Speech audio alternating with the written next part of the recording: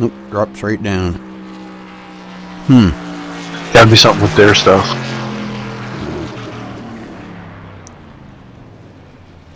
Everybody's been complaining about it today, but anyhow, we'll try this again.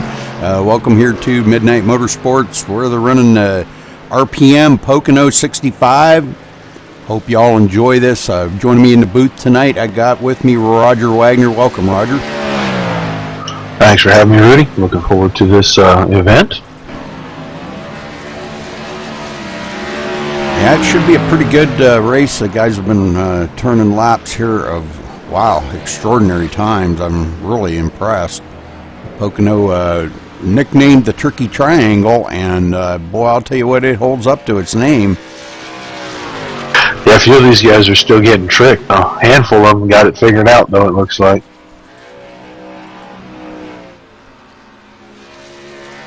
Some fast guys in here, man. They've expanded this league. I'm really impressed with these guys. I'm really happy for them too. They started off with just a handful of guys racing, and in the last 6, 7, 8 weeks, they have just exploded. They've got 3 or 4 times the number of drivers they had showing up on a regular basis. This is great for them, and it's pretty impressive to see. Yeah, check out the stream, Roger, and see what it looks like to you. I will do so, sir. Hopefully it looks a lot better going up to YouTube, but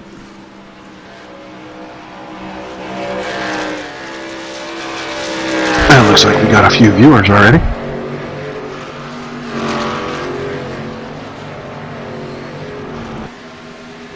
it's really It don't look that bad.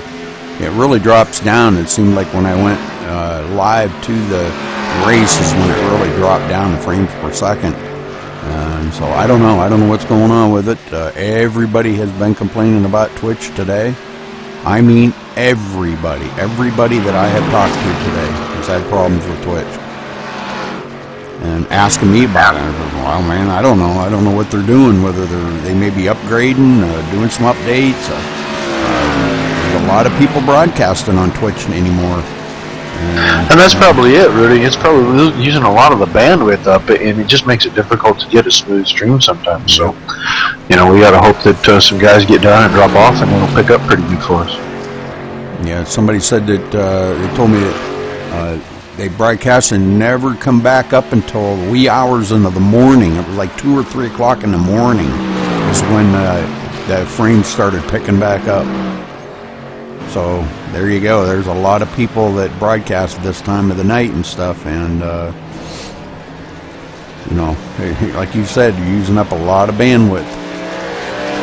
Well, that's the whole thing, is the bandwidth. I mean, if it takes longer for those packets to get there, then that's just more lag that you're going to get. And I was out there. It didn't look too bad. It looked a little bit choppy, but it didn't look too bad. Hopefully it'll smooth out here pretty quick, and we got about 4.5 more minutes of practice here before some of these guys go qualify. I'm be interested to see if any of these guys can get back in the fives and qualify. I mean, there's only been 3 trucks so far tonight go under the 56.75 barrier, but I'll be really excited to see if any of these guys can actually do that when the real pressure's on. Because it's pretty easy to cut a quick lap in a practice session when there's nobody around you and no pressure. But when it's time to strap it in and go get you a qualifying lap, the pressure ratchets up a little, and you can overdrive a corner here pretty easy. Oh yeah, definitely. Turn 3, one of the trickiest turns, I think, on this track. 1's a little tough, but I think 3's a little trickier. It's more flat, and you got to really back out of the throttle and just feather that throttle so lightly coming off of that turn to get that thing straight. And once you get this, you can't put the hammer down till you get that truck straight. Well, that or your setup has to really cut when you go back to the throttle, but it can't cut so much that the right rear tire gives up on it. Right. I attack that corner. Down to the center, and that truck rotates, and then I start attacking it, not over aggressively, but fairly aggressively from the center out. You can make up so much time. That front stretch is so long, and the longer you can make it and the more speed you can carry down that front stretch really sets you up to have another really good lap. And if you continue to be really consistent getting in 2-3, getting into the center, and getting the truck rotated, you can really go fast here down this front stretch. This thing is forever long, and you can carry a ton of speed. I think the toughest turn here is turn 2, especially tonight. Got a 9-mile-an-hour south wind. It's kind of blowing down and to the right, going down the long pond straight into turn 2. And if you don't lift early and get turned in, you're not going to get down close to the bottom of that corner.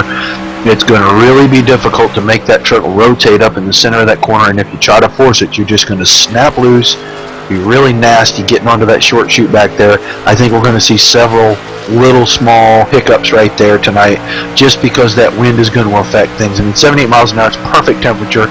The wind is at 9 miles per hour. That's really going to affect things in that one corner, and that's the only place it really affects anything, is that one corner. 64% humidity, maybe just a little slick, but if you miss turn 2, that's going to mess your whole lap up here. Everything else is just gravy. Yeah, now, talking about that, there's a black stripe coming out of turn 3 that does have a little more grip on it than the rest of the track, and a lot of the drivers do know that and use that for their to get a little bit better bite coming off the turn. Then there's some drivers that like to take that turn right down on the white line. So, I mean, what's your preference on that, Roger? I actually kind of like to stay in the middle between the two. My truck is set up to run that second line at both ends, 1 and 3. I don't know, I just feel more comfortable right there in that middle, and then I cut across that when I'm back on the throttle coming out of 3. I cut across that strip to catch that little bit of grip and propel me forward on that exit. But I prefer the middle line, just because the way my truck's set up, I can really attack and point my truck down in there and drive it down and just kind of trail brake, if you will, a little bit. That's a road racing term, but I just kind of lay over the brake a little until the nose sets, the truck rotates, and then I'm able to just hammer it back down. And I don't like the high line because I tend to kind of run wide coming off, and you don't want to brush the wall here. And the bottom line is really difficult because if you get to the throttle too soon, it's a little off camber right at exit, and it kind of leans to the right just ever so slightly, and it'll really unweight the right rear tire on the truck and really make you get loose on exit. So I like to keep it right in the middle and just use that black strip as my launch point, I guess, to get off the corner. Roger that. Well, we're coming down to the last closing seconds here. I'm going to go ahead and double check and make sure everything is correct here. Does seem to be, so I think we're good to go. Stream's looking pretty good, too. Yeah, it's somewhere knocking the frames down. I don't know. As soon as I turned that thing over to the race, man, the frames just went right down. Dropped 18 frames. I'm not losing any frames, you know. It's just not broadcasting at the frame that it should be broadcasting at. So, well, Rudy, now is the time. It's qualifying. We're going to see what these guys can do. And I saw a name drop into this thing I'm super excited to see now. Cale Gale joined this server. It's a real life racer, and he's usually quick everywhere he goes. I'm excited to see what he can do in here. This is a great bunch. Well, there was a guy we wanted to give a shout out to, Johnny G. He's supposed to be watching. He's in the hospital, watching from his hospital bed. Hey, Johnny, how you doing? Hope you're feeling better and get well soon, brother. Yeah, well, John Gamble, he's a regular fixture over here with the Midnight Motorsports guys. He's over here quite a bit, and I had no idea that he was even under the weather. I hope you get better soon, buddy, and we look forward to seeing you back in here.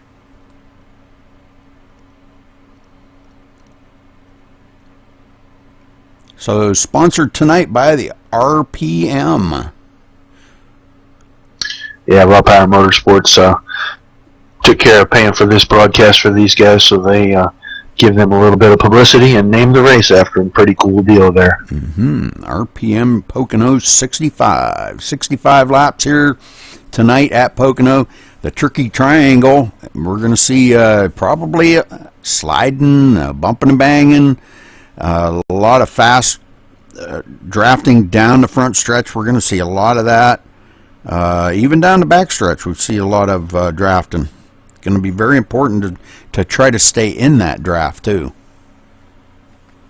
Yeah, especially on this front stretch. And if you do get a good draft, depending on the line the guy in front of you goes, you actually can get down in the corner pretty good. And if you're able to use your brakes right, you can get beside somebody. The only problem is it's really rough down there, and the guy on the high side is going to really have a huge advantage on the exit because you have to wait a while to get back to the throttle. But I think we're going to see some really good side-by-side racing.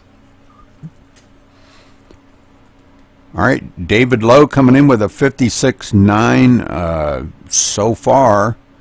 We've got a lot of good drivers coming up through here. Danny McCoon, Patrick Rowland, Rick Walker, Sean Butler. A lot of guys coming up through here yet to turn in good laps. Did you say his name was Cale? Cale Gale. Cale Gale. 57.638. He turns on his first lap. Butler with a 57 on his first lap. That's, he went right back into the 5. So he was able to step right back up there. Yeah, he was sharing that setup around with the guys, so we may see somebody up there trying to compete with him for that pole position. There's 3 or 4 guys I know for sure in here that can do it. It's, you got to hit it good to get it in there and get you a low 5, but it can be done. We may see some guys take the strategy, since you're going to have to probably make 2 stops here if this thing were to stay green. You'd have to make a splash and go stop once. We may see some guys just go ahead and start at the back and try to ride out the first 30, 40 laps and then go after it.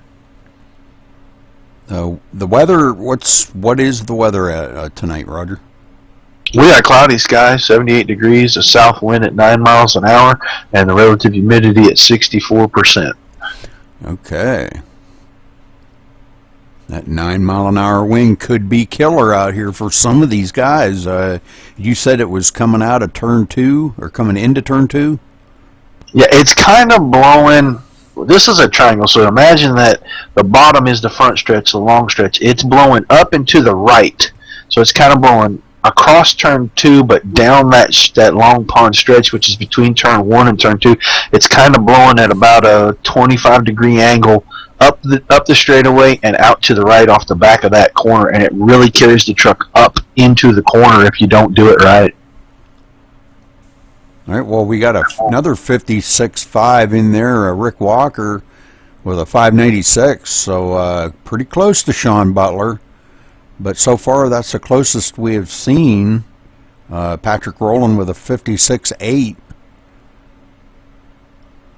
Yeah, there's a huge disparity there between the top 2 and then the next truck. I mean, you're talking almost 3 tenths, 2.5 tenths. That's a lot here. Sure is. But we are talking qualifying, and once we settle into the race, the pace is going to be pretty close, and the draft is going to play in, and it's going to be a heck of a race. We're going to see a lot of close racing, and Rudy, qualifying's over. Sean Butler and Rick Walker are going to be our front row tonight. Absolutely. All right, we're going to get up here as soon as they do take the grid.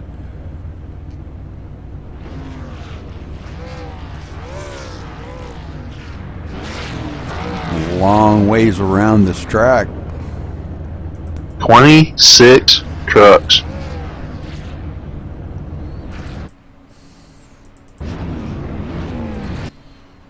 Hey, what the heck? How come I can't get on these drivers? Some of them aren't gridded yet.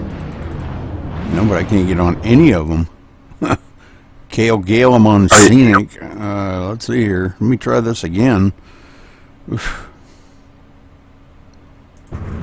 Okay, now let's try it. It was like stuck on Scenic. It wouldn't get off of Scenic. Okay, here we go. Sean Butler on the pole with a 56.575. Great lap by Sean out here in the 088. Starting on the outside of him, the number 68 of Rick Walker. And we'll give it a second here. There, Patrick Rowland now coming in the 88. In third. In fourth, the number 55 of David Lowe. In fifth, the number 12 of Perry Snelson. In sixth, the 83 of Stephen Pearson. In seventh, David Lancaster in the number 5. Starting on the outside of him in the 8th place, the number 17 of Nicholas Stone. In 9th, the number 84 of Dave Smith. And starting on the outside of him in the 10th position, the number 21 of David Robleski. Roger? Starting 11th will be the 87 of William Toney. On his outside is going to be number 28 of Cale Gale. The 27 of Kevin Mitchell is going to start 13th. And in 14th position, the 33 of Vernon Markheim. I'm just going to skip over that next driver, and we're going to continue on. Mike Koss is going to start in the 16th position in the 6th truck. Mike Vining in the 19 will start 17th. Roy Hall, good to see him back out racing. In the 45 will start 18th. And Rudy, you take it from there and bring us home. All right. In 20th place here in the number 44, Jason Sislove. In 21st, the 07 of Brandon Thomas. In 21st, the 77 of Danny McCoon. In 23rd, Timmy McFarlane. That's not his real name here. It was a joke. In 23rd, starting in the number 7. In 24th, the 34 of Frank Reese. In 25th, the 22 of Sam Henry. And it looks like that's all of them. Everybody else has, I guess, left the server.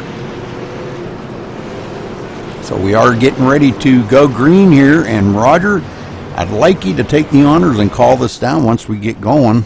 Dang it, why does it want to go back to that? Okay. My bad. Yeah, I will.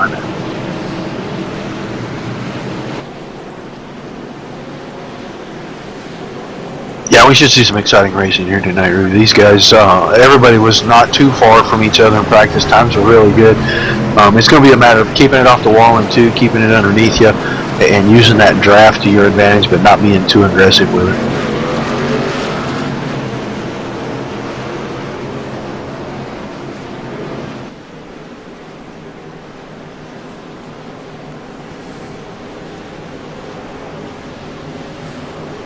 All right, man, they're going into turn 3. Rick Walker and Sean Butler are going to bring that front row around.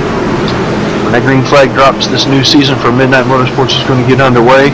I'm looking forward to all these races. I love calling this series with Rudy, and this should be some fun tonight. It's a big, long, fast track. Hopefully we won't have too many cautions because they take forever.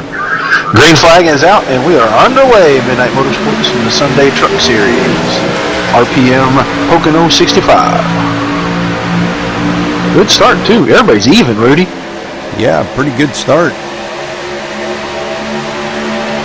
Sean kind of creeping it up there a little high going into one. Kind of pushed Rick Walker up the hill a little. Yeah, and he chopped it down pretty hard in front of Roland right there. And Roland had to check up. That almost caused a wreck.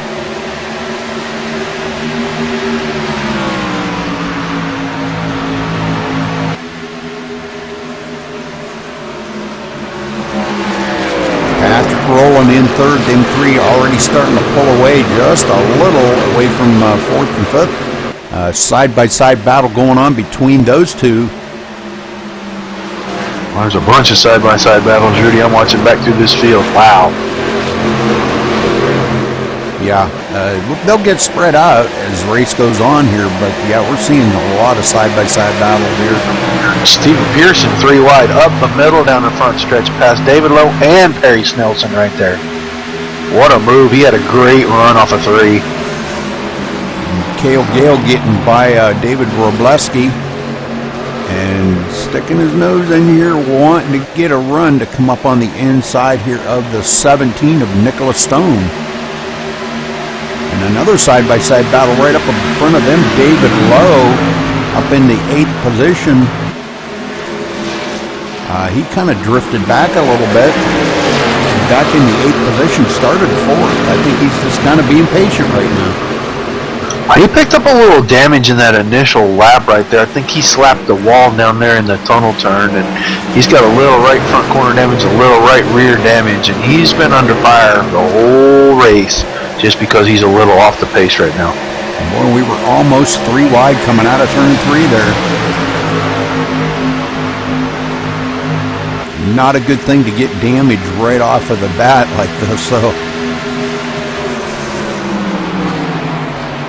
Cale Gale diving it down to the inside here, getting a good run to come up on David Lancaster as they go side by side.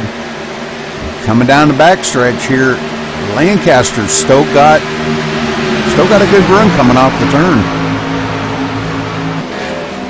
Yeah, he was able to hold Gale off right there. Right up to the head of them, we've got a battle here. It looks like somebody may be trying to, David Lowe, maybe trying to get a run on Dave Smith. It looks like they do going into turn 3, and he's going to get freight trained by 3 of them. So Dave Smith losing 3 positions there in 1 turn.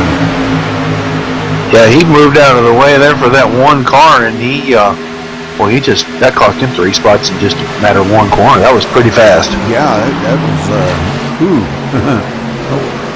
Well, it was a good safe passing and everything, but now Cale Gale looking to the inside of David Lowe, and David Lowe. Oh, here's your caution.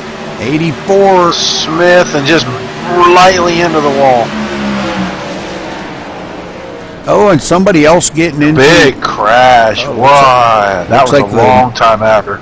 The number 7 there of Timmy McFarland getting into him also. So let's take a wander back here and watch.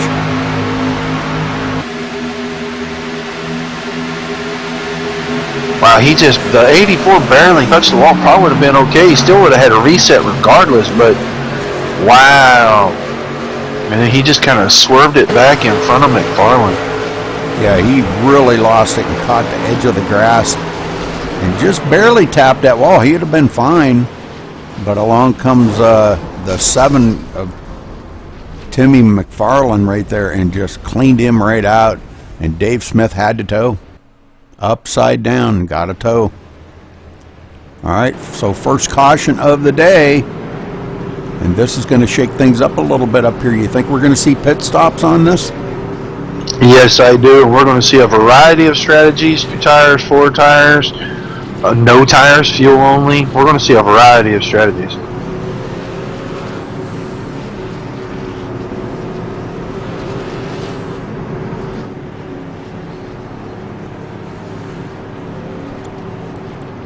Well, we're going to watch them and see if they do come down pit road here, and try to at least get the front part of the field here covered to see what their pit strategies are going to be. Well, I think you're going to see them all come. The guys that have a little damage obviously need to come in, because that damage does affect you. This is such a big fast track. You got to have pretty clean fenders. So the reset's going to be gone quick, but knowing that about 31 to 33 laps, if you're really careful, is about all you can get on fuel. We were right on the verge of not being able to make it on one stop, so these guys want to just go ahead and get it in and ensure that the next time they stop, they know they can go to the end if this thing were to stay green. Well, looks like a few of them. No, everybody is coming down pit road. Okay. Here's the interesting part. Are you taking 2? Are you taking 4? Are you just taking fuel? Because some guys, we're going to see all 3 strategies here. 55 mile an hour speed down pit road, long pit road coming down through here. This is one of the longest front stretches in iRacing, in NASCAR.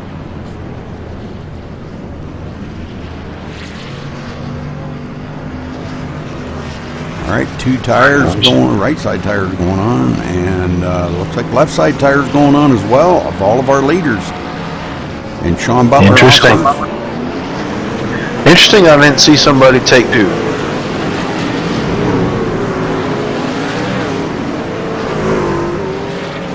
So I think especially somebody at the back, Rudy, maybe 15th, 18th position to try to get up inside the top 10. Because you really only put 4 laps on these tires, and it really, the first one isn't under that much stress, so you really didn't have much on the tires. The left side's not hardly worn at all. I know if I'd have been any further back than about 10th place, I think I'm taking 2 and I'm picking up some track position. Well, it's early. I guess that's about all I can say about it. It's early. Lots of laps left to finish here.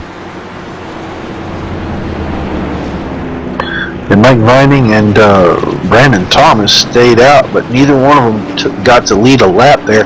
Now the field's back up on them. But But I imagine we'll see them pit just to go to the back, try to stay out of the trouble, and they won't race till the second half. Yeah. Oh. Doggone it. Dave Smith is on the jack finally. And he's away. He's going to actually stay on the lead lap. Oh, he's going to be a lap down. So we're going to have 2 trucks a lap down.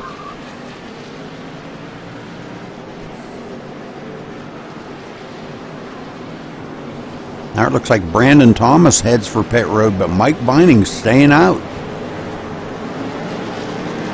Interesting. And scary. Yeah. Now David Lowe's gotten his damage all fixed up, so he should be good to go. And he'll be restarting in the 10th place. So, you know, he really didn't have a lot of damage, just tapped that outside wall with that right front fender. But, you know, just that little tap like that can knock the toe out of these things enough. And you, on a track as tough as this track is, you don't want that toe knocked out. You don't want to be struggling with a steering problem all night long, you know. So now this place is tough enough without any damage on the truck. You darn sure don't want any. For sure. All right, so Mike Vining going to be starting first, and Sean Butler going to be starting on the outside of him on this restart.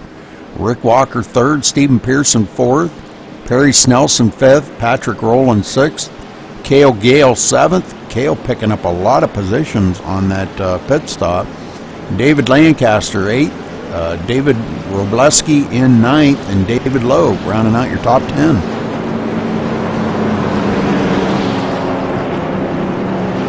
Yeah, I'm kind of surprised by Vining here. I mean, he can maybe, if we get another caution, he could make it on one stop, but he was not one of the top 10 in practice and speed. He just, I think he wants to stay out here and get a lap, but he might just kind of get out of the way for these guys once we go back green, but I'm not sure what he's thinking here. Hopefully it's not a problem. Well, he does have some pretty tough guys right behind him that were up there in that front, and we'll have to see how this is all going to shake out. You know, Rick Walker, he's pretty tough. Stephen Pearson, these guys up here with some really good setup. Perry Snelson, another tough customer. So hopefully Mike Vining can, you know, keep it out ahead of them, and maybe put a little distance on the rest of the field. You know, clean air is a commodity, Rudy, really. I mean, clean air can make a big difference, and that may be what he's banking on. I have the confidence in him to run the truck as hard as he needs to run it. I just, the rest of these guys on fresh tires, they're not going to be real patient with him, and I hope that doesn't come back to bite him. Right. All right, well, pace car, lights are off on the pace car, and we're getting ready to go back to green flag. And I'll call this down, get us back rolling here, Roger. Hopefully this is the last one. What do you think, Rudy? Yeah. I don't know. This, as tough as this track is, I don't think we've seen the last of the cautions. Yeah, I don't either. I don't think it's going to be a caution-filled event, but I do think we're going to see a few more. Yep. I'd say probably 2 more cautions anyhow. Maybe 3, but once the tires start getting wore down on these, you know, and the guys are still, you know, they're backing off on the gas and everything, but boy, I'll tell you what, you get in, if you just kind of lose your concentration for a split second and get back in that gas just a little bit too early, you are going to see the back end come around on some of these trucks. So they're going to have to be very, very gentle on that throttle. You know, and once you make that right rear tire mad, it's hard to make it happy again. So you don't want to do too much of that. Right.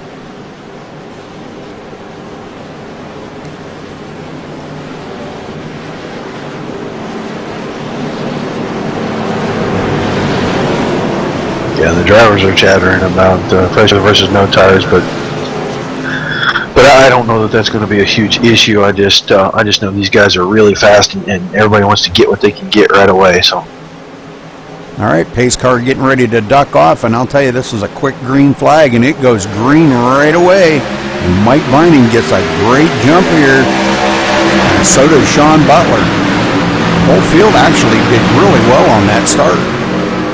Now, our starts have been both good so far. I mean, everybody's kind of staying in check. Nobody's getting crazy here. We got a couple here that looked like they were going to take it 3 wide going into turn 1, but I think everybody kind of thought better of that. Rick Walker's got the inside position here on Vining going down Long Pond. Pearson right on Vining's bumper right there. Looks like Rick Walker does take over the second position from Mike Vining. Mike Vining holding pretty good out there on, he's got about 6 laps older tires than the rest of these guys. So that's really not that bad. No, it really isn't bad. Cale Gale working his way on the inside of Pearson. Pearson backed off for Vining going into the tunnel turn, and Patrick Rowland just took huge advantage of that, drove it on down in there, and he made that pass. He kind of kept that door open for Cale Gale there, but he wasn't able to clear him until now going into turn 1. Yeah, he does have a pretty good run there coming into turn 1. And oh man, them two were so close to touch them. We've got trucks all over the place back here, but good save by everybody. Good save. Wow, I don't know who that was, but William Toney. That was a very good save. That could have he was way sideways. That could have been really disastrous right there. Yeah, he almost got Costa and several others in that. Roy Hall was in that. Everybody did a good job of missing him, and he did a great job of keeping truck going forward. Cale Gale moves up to the 4th spot. Rick Walker starting to reel in our leader. Sean Butler, boy, he is really reeling him in quick in the draft. Look at him go into turn 1 here, really powering it in there, driving it in really deep. Oh, a little too deep. Taps the wall coming out of turn 1. Yeah, you gotta race the track here. You can't race that other truck, and just when you see that you're closing on you, can't get too over exuberant and do exactly what he did there. That could have been way worse, but you can really miss your line, get in too hot, try to get out too hot just because you're close. But you gotta race yourself. Mike Vining going clear off into the grass, no caution. Gets it saved and straightened out, but boy, I'll tell you, he had to have superheated them tires. Loses a ton of positions on that too. He's still losing positions. Yeah.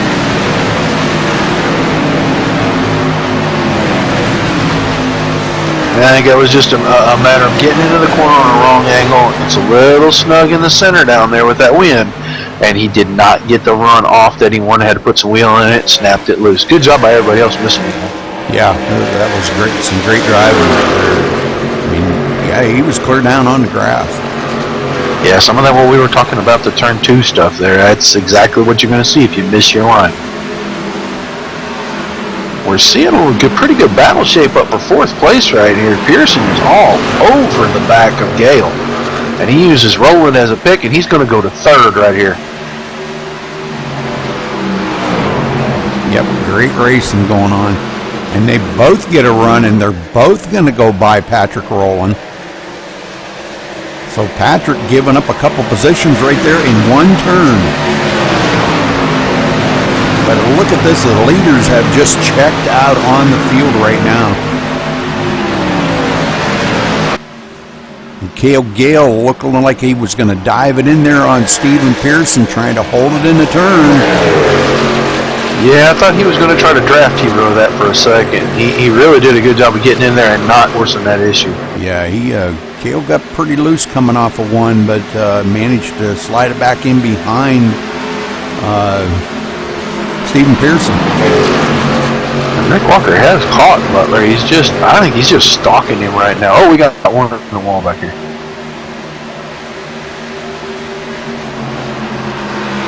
I think it was David Lancaster got into the wall. He did a good job keeping it there, letting everybody get by. Now he's back underway.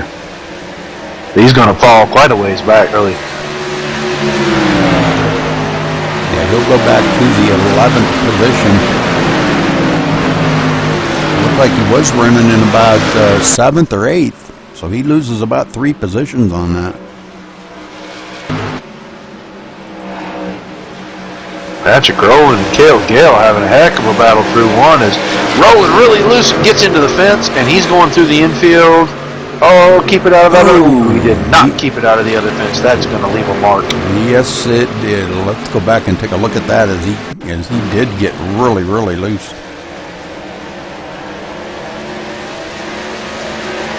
That can happen pretty easy when you get throttle happy up on the top of one of these corners, because the truck starts to nose out a little and you crank a little wheel in it, and the next thing you know. I think he was really pushing the issue there, and I think Cale Gale kind of putting the pressure on that back bumper a little bit, and Patrick getting really loose and hitting that wall, going right out across the grass, can't save it, hits the inside wall, and riding across the grass, mowing it. He's got the mowers down. See that? Yeah, he was definitely chopping down some grass right there. And he's on pit road now. Patrick Rowland on pit road. Going to get that damage fixed up. Well, he'll have 4 fresh tires, and he'll hope for a caution so that he can get back up to the field here and start making his way back to the front. Because he's going to be not a lap down. You can make a green flag pit stop and not go a lap down here, but he's going to be really close. Watching him here, right side tires go on, left side. New leaders are coming off of 3. They are on that front stretch right now. He's probably going to go a lap down just because of how that transpired. Yep. And there he goes. He's going. They're going to put him a lap down. They're going to catch him in turn 1. We'll see how hard he races him here to try to stay on that lead lap, even though he would be the lucky dog. Yeah, Sean Butler coming up on him really, really quick here. And he does have a good run. Patrick giving way to him, saying, you know, hey, I'll just stay down low, let you leaders go on by. And it looks like he falls in behind Sean Butler. Well, he'll be just a tick quicker for a couple of laps with fresh tires and his cleaned up truck. And so when he gets back to Butler, that may give Walker a chance to close a little bit again. That's going to put Patrick clear back to the 19th place. And it looks like we do have somebody that did take their car behind pit wall. Frank Reese, done for the day. Our first retiree. And going down this front stretch, Pearson and Cale Gale going at it again. Gale's got that inside spot. He's going to have that going into 1 here. We'll see if they race real hard getting down in here. And Patrick Rowland getting back by Sean Butler here on them new tires. Got to be careful he don't chew them things up right off the bat and wind up spinning in front of him or something. So we'll try to kind of keep an eye on that. And I'm going to go back here. Rick Walker in second, quite a ways back. As Cale Gale did get by Stephen Pearson. This field has strong way out. Yep. And back here, David Lowe on the inside. Now got a heck of a run here on the 21 of David Robleski. And it looks like David Lowe is going to get back by Robleski and move into the 5th spot. Yeah, this has been a gaggle of trucks, these 5 right here, and they are just working each other. McCune looking inside of Snelson now. Robleski looking back on Lowe. The race within the race. Yeah. Now Robleski back around. So, man, I'm telling you what, this has got to be fun for these guys out here running the laps that they're running like this. This has got to be a lot of fun. Well, they figured out who they are going to be racing, and so they're racing. You know, you always want to race a guy around. You don't just want to ride around. So, you know, it's not helping them catch the leader, but they're having a good time doing what they're doing for sure.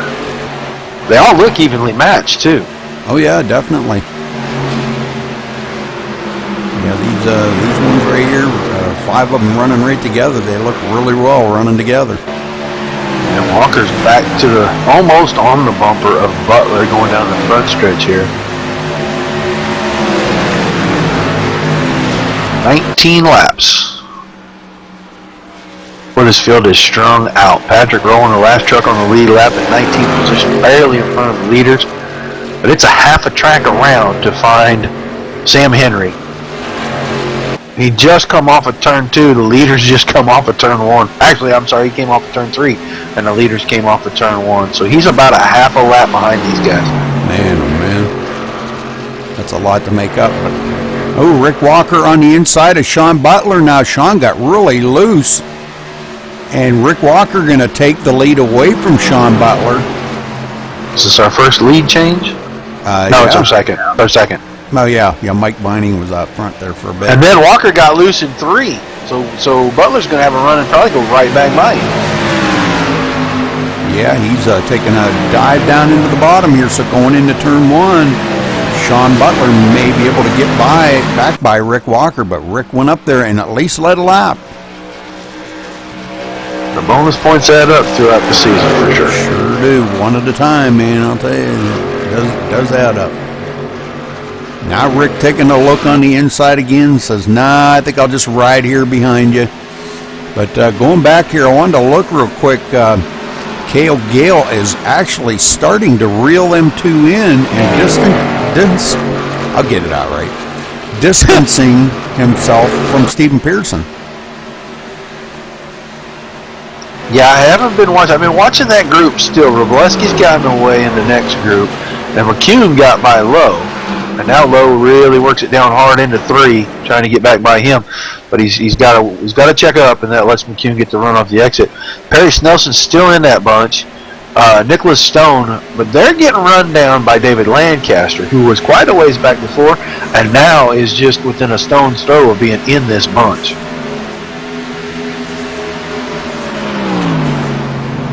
Robleski, man, he powered. He's definitely pulling away from McCune right there, not far behind him. Whoa, he had somebody got really loose there. It would have been Perry Snelson, I believe it was, got really, really loose coming off of turn 1. Yeah, I'm back here and I'm watching the guy who started on this restart first, Mike Vining. He's dropped all the way to 14th, kind of found a little hole. He's riding all by himself, just making the laps. He's trying to get to lap 35, 32, 33 here so that he can get in and get this thing done on one stop, I'm sure.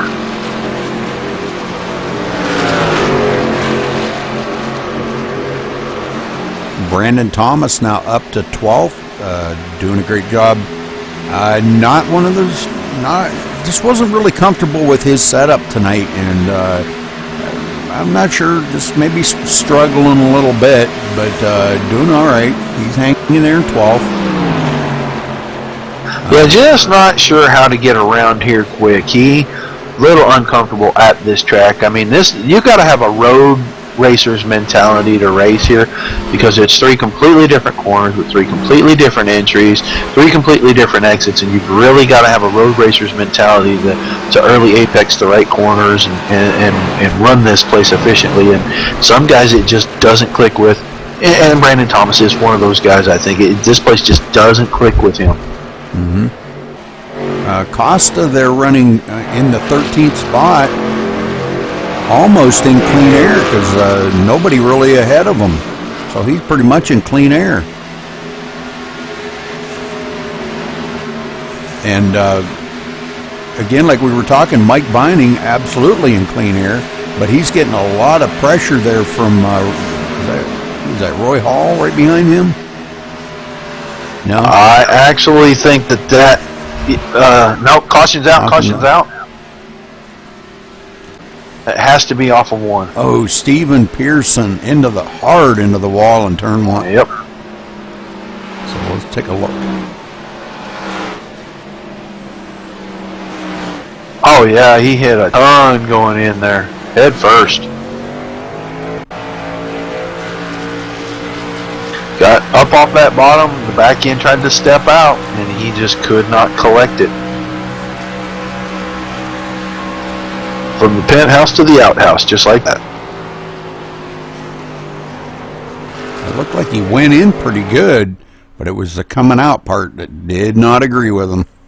Well, it looked like he tried to come out pretty low there. He tried to keep the truck low on the exit, didn't let it drift out to the wall. He had a little bit of wheel in it, and there's a couple of bumps right down the exit on that lower line you really don't want to get into, and it looks like he got into them, and it just upset the truck enough he couldn't hang on. Yeah, for sure. Well, he'll get caught up to the field. He lost a few positions on that, but he'll get caught up here. And let's get back up here to our leader, Sean Butler.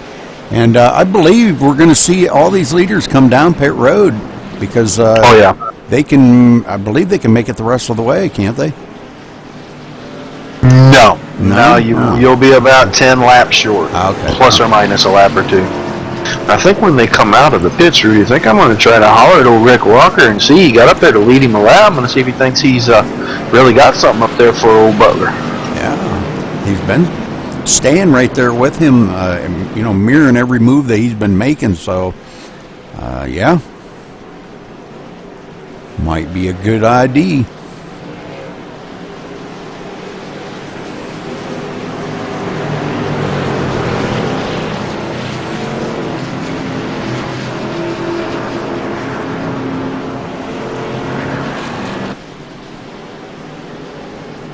Everybody is heading for pit road now. And we won't see any weird strategies this time. We didn't see any last time, which surprised me to death. Yeah. But we won't see anything this time except guys taking 4 tires. That's what we're going to see. And if I'm not mistaken, I believe Brandon Thomas just snuck up there to lead a lap.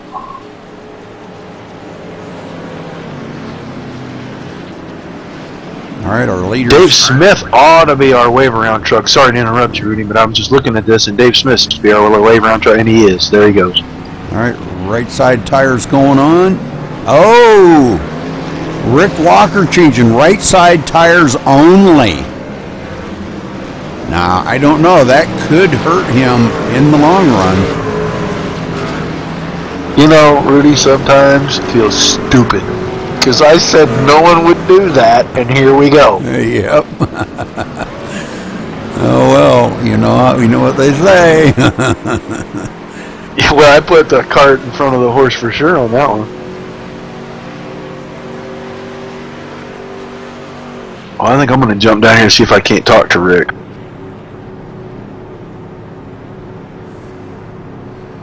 You ready for me? Hold on one second.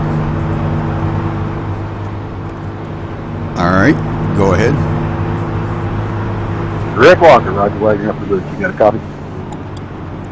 I do. How you guys doing tonight?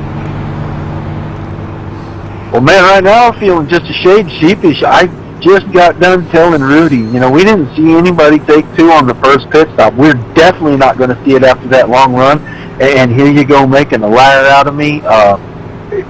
Help me out with your strategy because I am totally baffled now, sir. Well, I looked at the first run, and then the tire wear was only like 96, 97% on the left side, so I taking a chance there on that. Well, it looks like at times you can run old Butler down, and you did pass him and get you a lap led there. Have you just been testing the waters, or do you pretty much know what you've got right now? Pretty well know what I got, but just kind of biding my time, and then Sean's fast. He's real fast, so I don't know that I got a whole lot for him. Well, man, this is a little bit of a shakeup. I hope the 2 tires work out for you, buddy, and we get to talk to you at the end of the race up on the podium. Good luck to you. Thank you, sir. All right, so some different strategy being played out there. He said he thinks he's got a little something for him, so we're going to have to see how them 2 tires is going to treat him, Roger. Yeah, I'm interested to know how that's going to work out for him. I mean, if you look now, the front 2 stayed the front 2, but there's Cale Gale up to 3rd, right behind these guys now. He doesn't have to run them down from very far. Danny McCune moved up to the 4th spot on this pit cycle right here, and that looks like David Robleski right there in the 5th spot. So a little shake towards the front, not a whole lot. We just got a couple of cars that aren't there anymore. So Steven Pearson's the biggest one missing, but he was the caution he's been in, got his truck fixed. So we'll see how that works. 10-4. Yeah, he's dropped all the way to 20th because of that.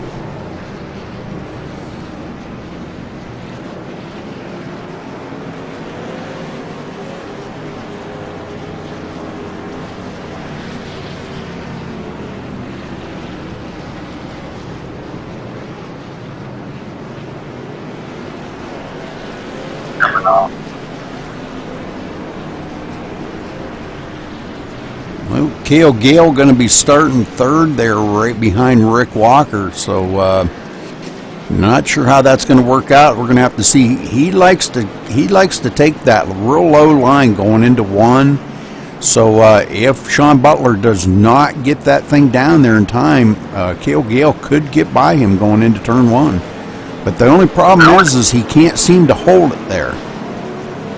Well, that's the problem with this track. It's extremely bumpy, and you've got to be so gentle with the throttle down there on the bottom of any of these corners except for turn two, really. And that corner, you don't want to be on the outside. But in order to be fast, you've got to get down in there. You've got to be able to get it to stick. And it's so hard to do over those bumps. So the guy on the outside really has the advantage. Unless you can get your rear bumper clear of his front, and then you can kind of slide job and force him to stay behind you coming up off that corner. And it's a little too early to slide job somebody. I mean, we still got 37, 38 laps to go here. I don't think we're going to see that. Yeah, these guys have been racing too clean out here. All we've seen is a few slip-ups in turn one. Turn one's been the worst of everything here. So far tonight, that's all we've seen are turn one slips. And maybe that's a product of the angle that wind is blowing off that corner. It goes from you being able to use it to push you through the corner to pushing on the left rear and trying to loosen the truck up. I know it's a big factor getting down in turn two, but I really thought we'd see all the action coming off of two because of the tight condition with the wind blowing you through that corner. But we're seeing it all off of turn one down the Long Pond straight. So I've been wrong already once tonight. Why don't I just be wrong again, you know?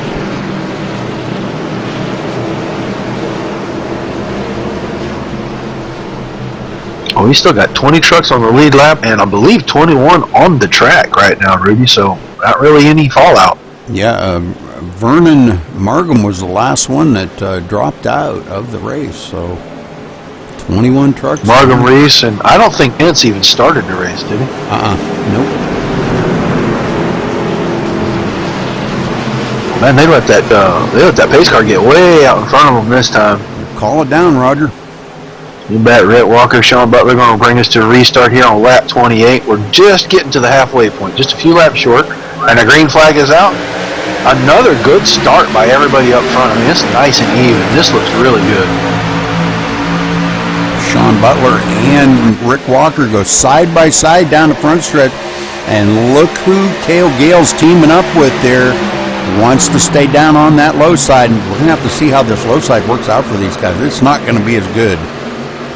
Now, Butler's got the advantage staying even right there, and as you can see, he's going to get that drive off, and that's the big thing, keeping that momentum up. Those guys on the bottom just, they got to wait too long to get to the throttle. So Sean Butler back out front now in the lead. Robleski got past McHugh to take over that fourth spot right there. And everybody now pretty much going back to single file already. The guys know what the line is around this place, and the side-by-side is just not the best thing to do here. It looks like the 5 way off of the pace there, David Lancaster. I think he got loose off the exit of that corner, and it really killed his front stretch momentum. Sure did. We had quite a few of them fall way back. Mike Vining, quite a few of the guys. Danny McCoon now up into the 5th place. Danny's having a good day out here today. Yeah, he's been pretty steady all day, just kind of easing his way forward here. Snelson's starting to get caught back up here. He started in the 5th position, got kind of mired back into the field, and here he is back up in 6th now. So I definitely, I wouldn't count him out. He's a pretty tough customer at about any of the tracks. Kevin Mitchell back here in 7th, and David Lancaster now in 8th. I'm watching our former 4th place truck, Stephen Pearson, right now, and him and Mike Costa having a crazy battle back here, and Pearson just started blinking just ever so slightly back here, and they've traded their position every corner for the last lap and a half.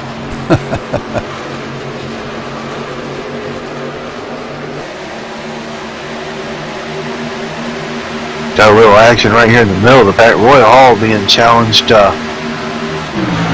by Patrick Rowland here going into turn 2. Turn 1 hasn't been a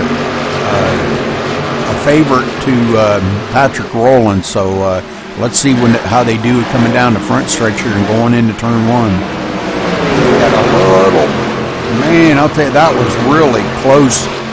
Almost touched the front fender there of Roy Hall. Yeah, good hard racing. These guys are really working to keep it off of each other, but they're trying to put on a good show. And everybody wants to try to get, as many positions as they can. They're not going to just roll over for somebody. They're going to race, but they're going to try to do it real clean. Good challenge for third right here. Robleski's got the inside position on Cale Gale going down into turn 2 here. Yeah, this is, and it looks like Danny McCoon going to try to stick his nose in there and go along with him. And they can keep him hung out to the outside, which it looks like they're going to do. Robleski does get by Cale Gale. They kind of kept him hung out to the outside, if you notice that. They kept, Danny McCoon had a nose up under him and kept him right out there against that wall. Yeah, I think when Gale wiggled off of 2 there, I think McCune decided he didn't want to try to be forcing the issue, and he kind of rolled out of the throttle a little, let him gather it up, and it just cost him a little momentum, but he's still in striking distance. Oh, yeah. He's got a mirror full of Snelson, who's got a mirror full of Lancaster, and then Kevin Mitchell. I mean, you got 6 trucks right here, and these guys are just battling for these spots.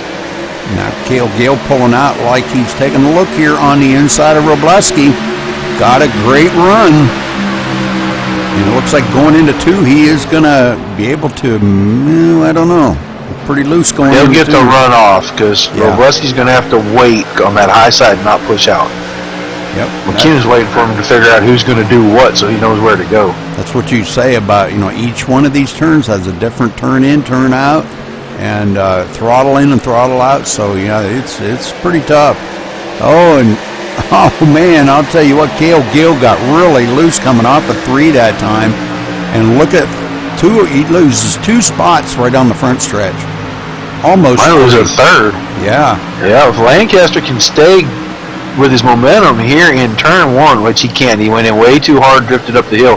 So he'll give that spot back to Cale Gale. But if he could have kept that in there, it would have cost Gale 3 spots because the outside's where you really want to be in 1.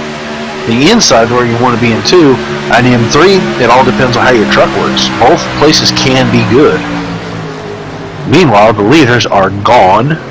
Walker and Butler are just gone out there, riding around, having fun, not worrying, because the battle's for third, and it's about, 2 seconds behind them?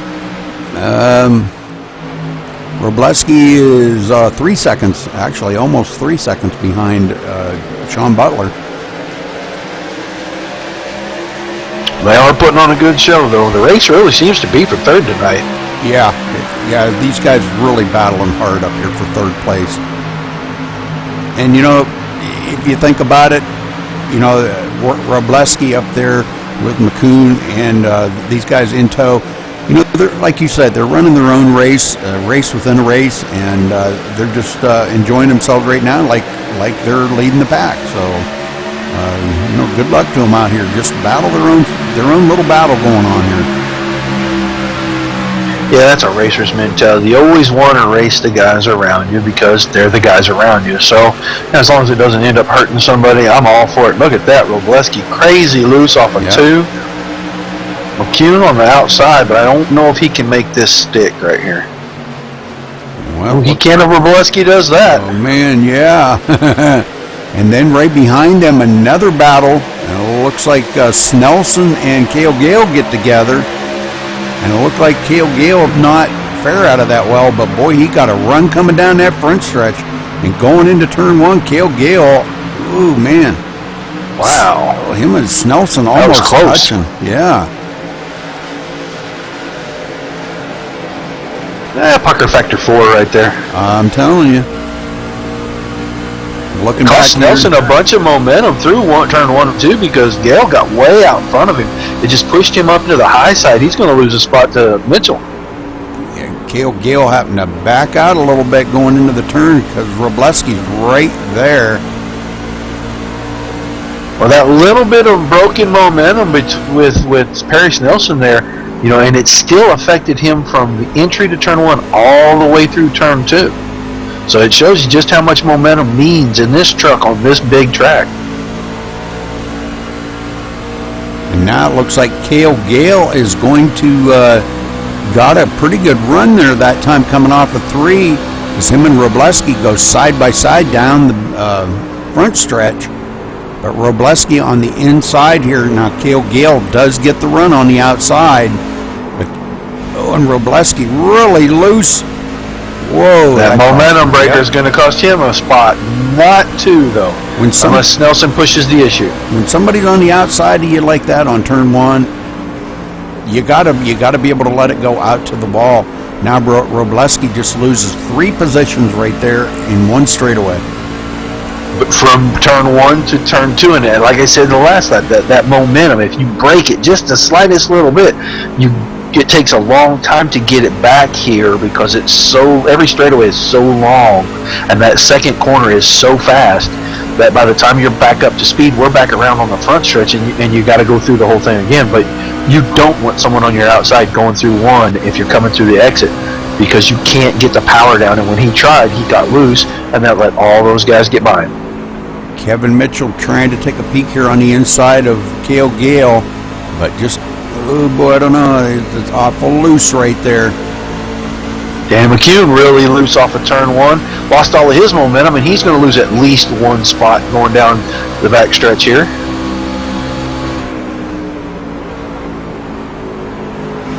He does manage to keep it right in front of Kevin Mitchell right here, so good job by them guys.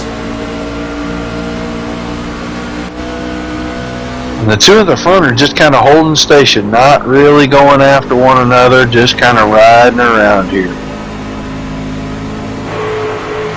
Chris Pence has re-entered the race after a very lengthy stay in the garage area. He is 26 laps down.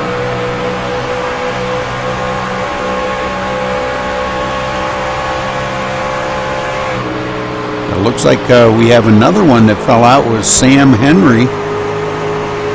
He had a bunch of damage a little while ago, and I think he just took it to the garage. He may not return. Cale Gale really squirrely coming off of turn 1. And boy, that just allowed Danny McCune to catch right up to him. Whew, Patrick Rowland just bombed it into turn 2 to get past David Lancaster. That was a power move, and I'm glad he got it to stick and Lancaster didn't get into him coming off the exit there. He's joined this mess up here with Gale and McCune, Snelson, Robleski. He's joined that fray with those guys, and Pearson's coming up behind them pretty quick too.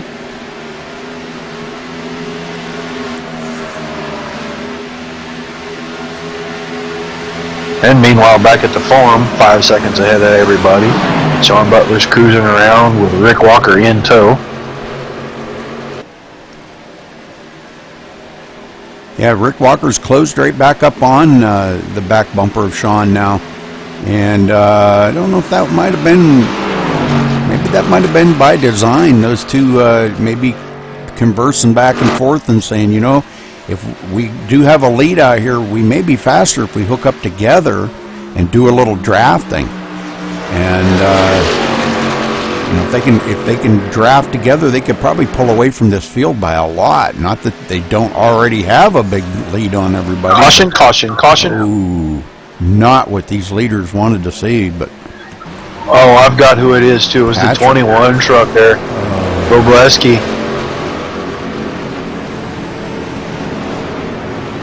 He and Patrick Rowland got together, yep. Robleski had a run and went to go on the inside, and Rowland moved down.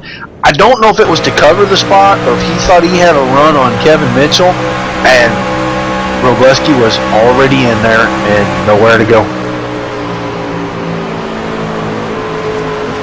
Well, we can definitely make it from 40 to 65, I'll promise you that. So we're well past the halfway point. This is probably the last stop if this thing stays green. But we have had some good runs tonight. Oh, that's for sure. Yeah, that was a pretty tight battle right there, and they just barely tapped. But boy, that put them both up into the outside wall. Both hit really hard. So, And I think Roland already had damage earlier.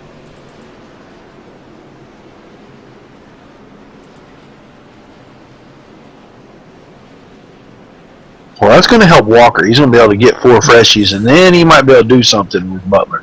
Because I think I was getting ready to say before the caution came out that I didn't think Walker wanted to press the issue whatsoever because he was out there on 2 tires and he was trying to make it to that last set of pit stops and see if he could do something there with, the pit stop or going after Butler after that. But he didn't, he didn't want to press the issue at all. okay, so what's going to be the pit strategy here now? You think 2 tires is going to be the key here to take this thing the rest of the way? Or do you think we're going to see everybody take 4? No, I think you kind of want 4 to make this last run. You know what you've got, but you want to be able to go as fast as you can go, as long as you can go. And 2 tires, I mean, a little track position. We saw what it did when Vining stayed out after a 5-lap run on old tires. Walker's been the only one to make any kind of short tire strategy work, and I'm just not convinced that anybody else can do that here. Well, let's see if they make you into a liar this time. Yeah, well, that's been the order of the day, hasn't it? Yeah, well, no, looks like everybody taking 4 tires, and Sean Butler going to be out of pits first. But look at this. Cale Gale coming out second. Rick Walker third. And there's your 2-tire stopper. Cale Gale? Nope, he took 4. Wow, what a stop. That was fast. Yeah, 13.7 second pit stop. That was amazing. That was so much faster than anybody else. It has to be because he picked up 3rd spot right there. It was David Lowe did a 2-tire pit stop, and so did Nicholas Stone. But they still come out 8th and 10th. So, But yeah, the only one that mirrored that, Mike Vining, had a 13.7 second pit stop as well. And that only puts him, what, about 12th? Ooh, Mike Vining? 11th. Yes. 11th. Yeah. But he was, they were just that far back from these leaders coming around that by the time they got to their pit stall, heck, the leaders were almost ready to roll out,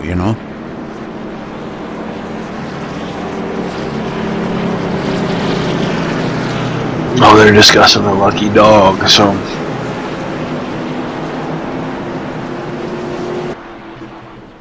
Well, David Lowe back on pit road or still on pit road, not sure which.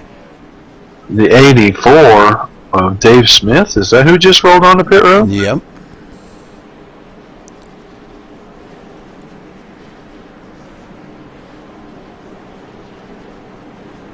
David Lowe, not on track.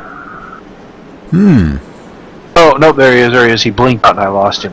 Okay. Whew, that was weird. I thought, what did he retire for? He wasn't in there, right? Yeah. Okay, he's in And he 7th. blinked again. Yeah, he's in 7th. He's having some connection issues there, I believe, so maybe that's why I showed him back. Yeah, me too. Him and Pearson both blinking, and they were blinking in tandem there a second ago. Mm-hmm.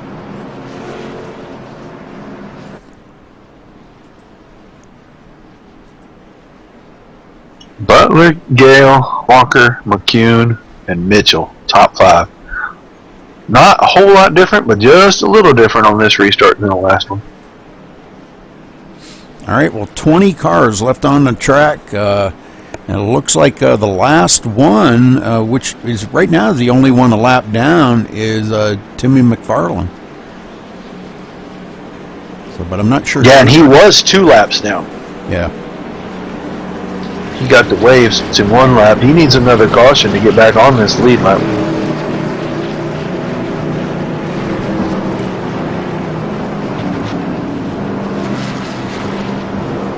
Roger, I'm going to step away for 1 minute. If you want to go ahead and get this thing rolling, I'll be right back. Oh yeah, not a problem. We run down this restart where I think everybody's in shape now. We're going to have Sean Butler continuing to lead this thing. Cale Gale moved his way up to second place now.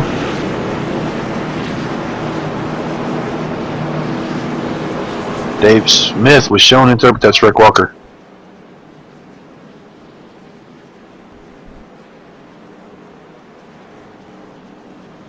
I am actually getting a call from race control right now that they need to speak to us about something, so I'm going to take care of that just real quick, guys. Bear with us. They're lining up for the restart. We'll be back in time to call it down. Buddy was moved to your channel. Hey, what's up, Pat? Hey, make sure you guys do an interview with Cale. Yeah, we'll catch it afterwards, buddy. Thanks. Yeah, well, I don't know if he's going to take off right after the race, so heads up. Let him know. He's not in TS. I'll let him know in there. Alright. Thanks, buddy. Okay, everybody, we had to get that out of the way. They're all lined up through turn one here, and I'm going to run down this field here just again real quick for everybody. Sean Butler, Cale Gale second, Rick Walker third, Danny McCune fourth, Kevin Mitchell fifth, Paris Nelson restarting sixth, David Lowe seventh, Stephen Pearson eighth, Nicholas Stone ninth, Mike Vining is going to restart 10th, Brandon Thomas 11th, David Lancaster 12th, David Robleski 13th, William Toney 14th, Patrick Rowan 15th, Roy Hall is going to restart 16th, Jason Size 11th, 17th, Dave Smith 18th, Mike Costa is going to restart 19th, and Timmy McFarland, the only car lap down, going to restart at the dead last shotgun on the field. Okay, So Roger, I'm back. All right, buddy. Well, Butler's continuing to show the way here, and he's just real strong. About the only truck that's even close to him is Rick Walker, who's going to restart right behind him here. If they can get clear and get together without Cale Gale in the mix, they may walk away again, but Gale may be the one that kind of the fly in the ointment on this restart. If he can hang with these guys at all, he may be the one to upset the apple cart, I think.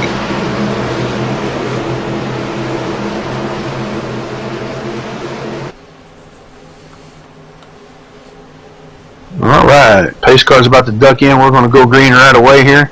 Green's in the air, and we are restarted. Once again, a great restart. 3 deep, side by side, everybody taking off.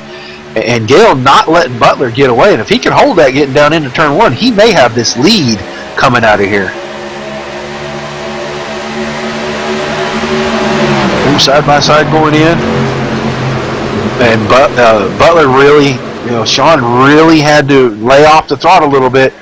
But man, did he get a good run up off the bottom, and Gale can't clear him. So Butler probably will prevail down here in turn two. Yeah, he's going to have the preferred line going into turn two, and Cale Gale knows it. And he's going to have to back way out of the. Oh, Walker! Oh, Overcooks it. Big one. This is the big one. This is the big one. Bad deal there. Walker just overcooked that entry. That got Snelson. Oh, that got Lancaster. I think Patrick Rowland might have caught a piece of the wall trying to miss that. Nicholas Stone. we're going to go back here and take a look at this going into turn two. This is where it got really interesting. I'm going to slow this down. And Rick Walker just drives it in there way too hard. Comes up and taps Cale Gale in the right or in the left rear and puts him right into the wall.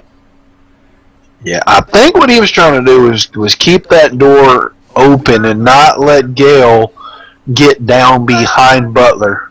And it just didn't work out for him. Oh boy, that was a big one. Well, that collected a lot of trucks. Yeah, I think Stephen Pearson might have been in that too. He's taking his to the garage. All right, let's get back up here. Cale Gale in pits here. Looks like he's getting that thing fixed up. And I believe he probably does have a... Yeah, he probably had his reset left, I think. Yeah, and he does a 4-tire change and he's away. He's going to be mired clear back in the field, back in 17th position, I'm showing him. So he is going to have a long ways to go to get caught back up to these guys. Oh, yeah, Pearson was in that. Oh, yeah, Pearson was in that and stuck the wall. There's a break in that wall after the exit of turn 2, about halfway down between 2 and 3, and he got turned in that, slid sideways, and that barrier just stuck in the passenger door of that truck and stopped him cold. He probably had to tow then, didn't he? Yeah, he was done. He had already used his reset, so he was done anyway, and it cratered the engine in that thing. So he has taken that behind the wall, and he will be out of this event. Well, we see That was a big wreck. none of the leaders pitting, and rightfully so. They don't want to give up that important track position right now, and with 20 to go right now, probably a good call. Yeah, about the only one in the top 5 that had to pit was Perry Snelson, and he's just got massive damage on the back right corner of that truck. Just he got beat up pretty good when Gale bounced off the wall, and I don't know if he still has his reset. Well, looks like Timmy McFarland gonna get the wave by, and he's gonna be back on the lead lap. That's what he needed. He needed a wave by to get himself back in shape here.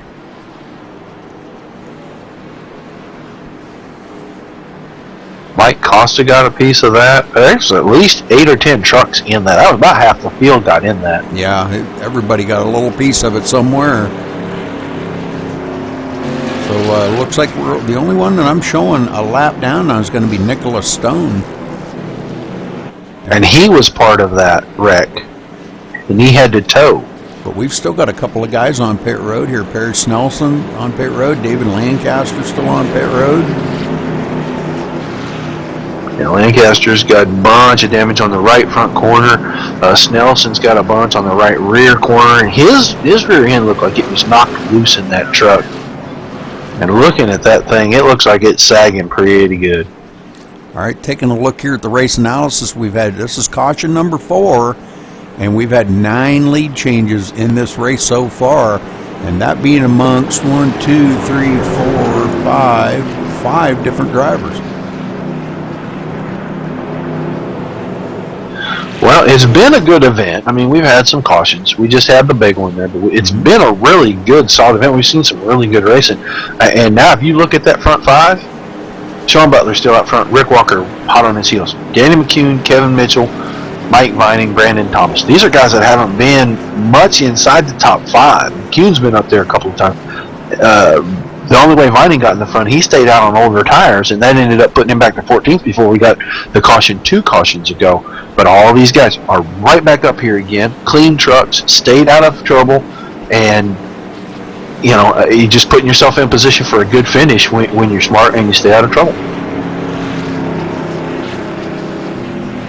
I'm looking at William Toney's up here. Robleski, I don't know how he got as far back as he did. He was running up front. But, he's another one back in the top 10.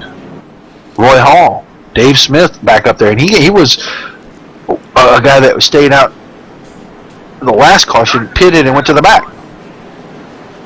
David Lowe, do you see him on the track anywhere? I think he's taking his car behind pit road. It looks that way. Yeah, and David Lancaster also, so there's 2 more trucks out. I fear he hasn't taken it behind the wall. I fear that the internet gods are going to force him behind the wall. He is about to drop out of the server, sir. Oh, brother. Yeah, because I'm not even showing him on my list right now.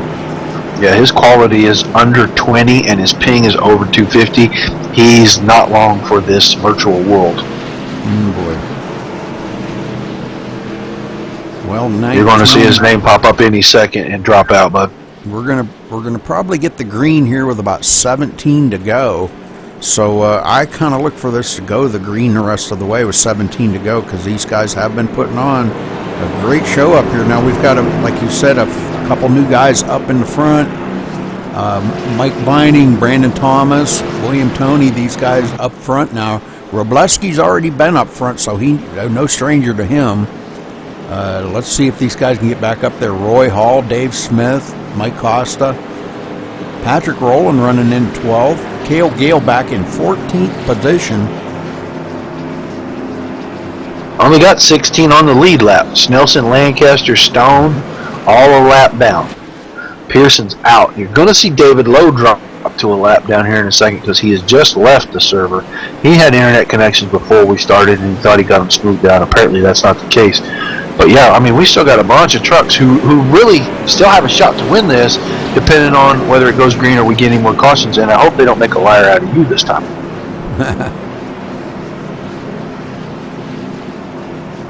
Well, oh, they're plenty capable. All kinds of internet issues going on. As you can see, our stream here is probably a little choppy, running right now about 22 frames per second when I'm broadcasting at 40. So I don't know. It's whether that's a Twitch problem or what, I don't know. But there could be all kinds of internet issues going on right now. We got a pretty good viewing audience now. We got 19 people in the Twitch chat room. All right, good deal. Hope everybody's enjoying the show.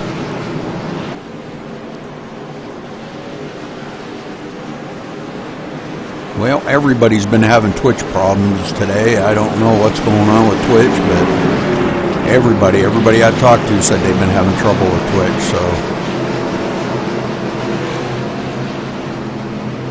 But all right, Roger, we're going to get ready and I'll call them down here when they come around. We're going to hopefully we get this thing back underway and we have a nice long green flag run here and get this race down to the wire.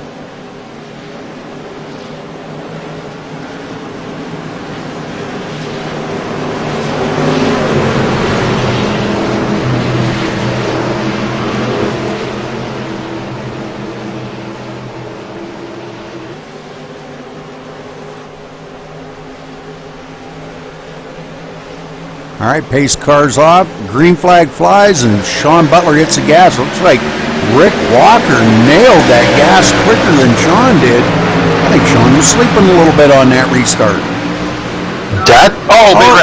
Big wreck. Patrick rolling into Mike Vining. Wow. Big wreck. So let's go back and take a look at that. Patrick rolling into that. Everybody checked up, and Roland kind of went up the gut there. He had a big run.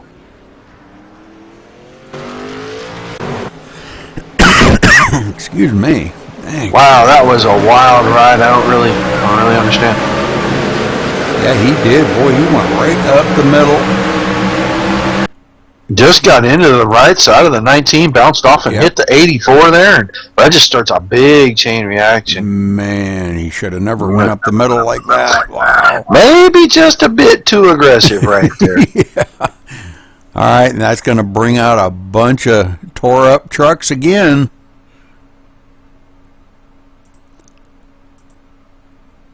As he gets that thing wound up, looks like maybe Patrick may have had to tow. Yeah, William Tony, I think, was in that.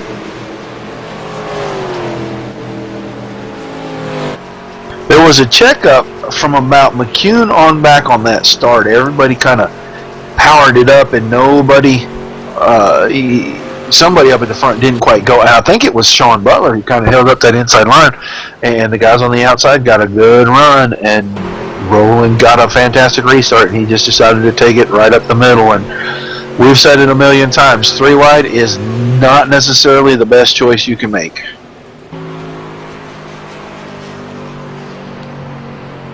All right, so Rick Walker coming around here to get caught up to the pace car. Who is that right ahead of him? That would be Rick Walker? Perry Snelson right ahead of him. Yeah, he come out of the pits, and the pace car came out and trapped him a lap down. 2 laps to be exact down, but trapped him another lap down, I guess is what I should say. And Stone looks like he's the wave car. Nicholas Stone in the 17, so let's put him back on the lead lap.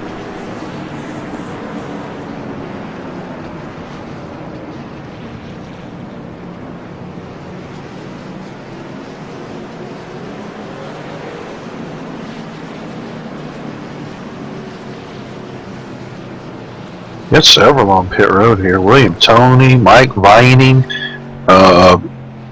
David Lowe back on track. Still sitting in the pits, however. Looked like Patrick Rowland, of course, had already used his pit reset. So he was in pit got what damage he could get fixed up and back out here, but back in 15th place. Yep. And that truck dog tracking down the road. Yeah, it looks like it's kicked out to the right there on the right rear corner. Yes. It'll turn left good. I think he's going to struggle probably with that truck for a little bit. He's going to have to take it easy. The turns are not going to be very kind to him.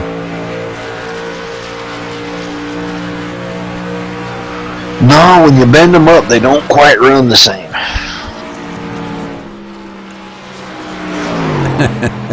Sheet metal just slows you up, don't it? Yeah, bent axles and bent shock housings and everything else will really make it run funny or make it sit funny, and then it just doesn't drive quite as quick. All the sheet metal sticking out everywhere. It's kind of like pushing a sail around. All right, Perry Snelson coming down pit road now. Kind of giving up that spot, but he could have got away by and got one of those laps back, but I'm showing him 3 laps down now. He was 2. Yeah, he was at the end of 2 laps down, which actually made him the lucky dog at the time. Right. And now he'll give that to David Lowe, who is back on track. William Tony came out of the pits and he's headed around. Didn't look to me like he beat the pace car, but he's not getting waved back. So David Lancaster has taken his car to pit road. Yeah, and Snelson's still on pit road. Patrick Rowland. You say he's out of the race, Patrick Rowland? No, Rowland was in. He's running around out here. He's on pit road. No, Lancaster, David Lancaster has taken his. Mike Vining on pit road. So these guys are getting some last-minute damage fixed up here before we go back to green. So stay with us, folks. Here, we're going to get this thing finished up. I believe we're going to have a great finish here. Rick Walker out in the lead, and he's got a fast guy right on his tail there, Sean Butler. Kevin Mitchell has come up through this field, and I'm telling you what, he has done an absolute amazing job getting that thing out and keeping it up front today. There was a time we were watching him battle for about 8th or 9th place in a group of about 6 trucks, and now here he is running 3rd. Yeah, he's done a great job since he's got this thing up there. He's been kind of keeping it, up there with the leaders now. So, we're going to see I think we're going to see a little bit more out of him. I think he might have something for these guys. I'm just noticing that Walker's got a little bit of damage on the right rear corner of that truck. That spoiler's pushed in just a little bit. Oh, yeah? That will definitely loosen you up on exit.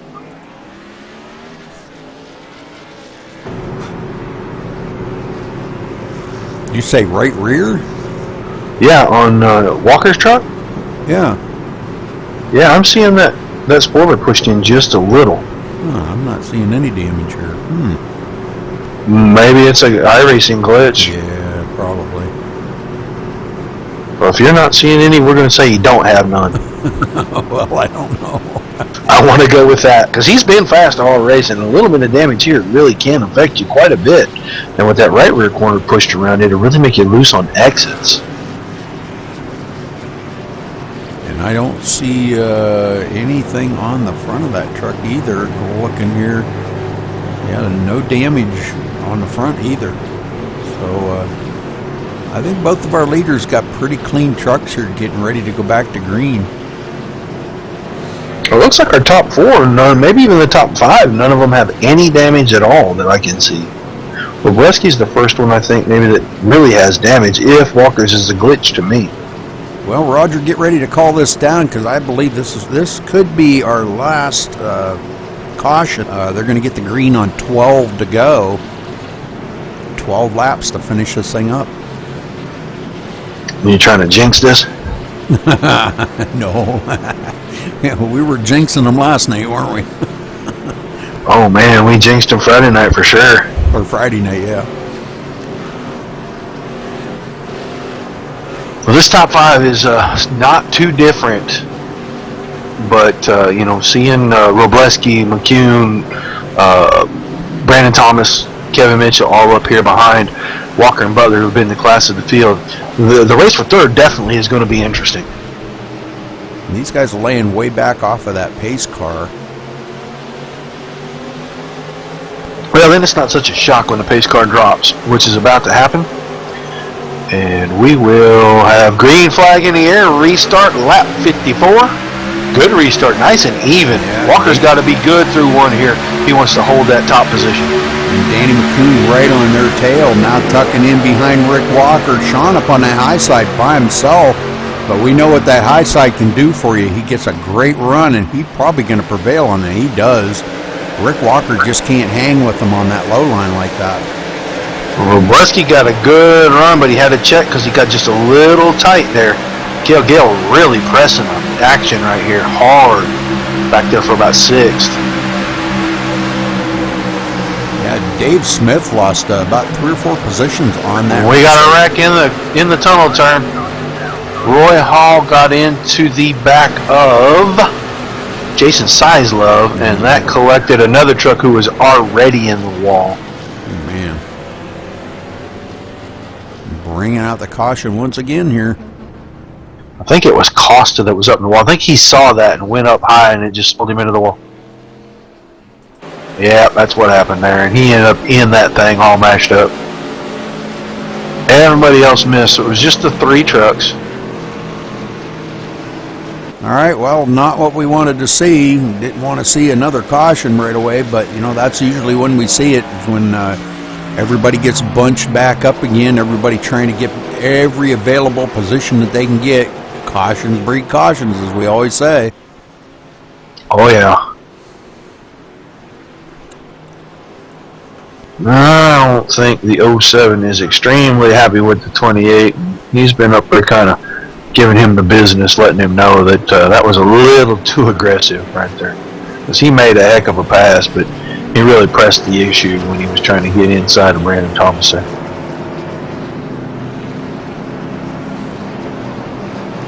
Sizlove's truck down, they're going to take it behind a wall. Roy Hall's got a ton of damage now. And Mike Costa is in pretty bad shape on the front end.